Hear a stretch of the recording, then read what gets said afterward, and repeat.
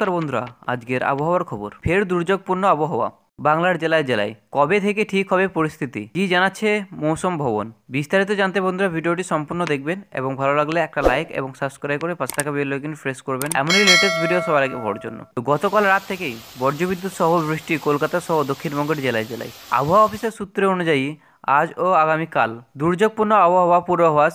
অন্যদিকে কলকাতা ও আশেপাশের এলাকাগুলিতে এদিন সর্বোচ্চ ও সর্বনিম্ন তাপমাত্রা স্বাভাবিকের থেকে 4 ডিগ্রি বেশি। আপাতত তাপমাত্রা বড় কোনো পরিবর্তন নেই, এমনটাই জানিয়েছে আলিপুর আবহাওয়া দপ্তর।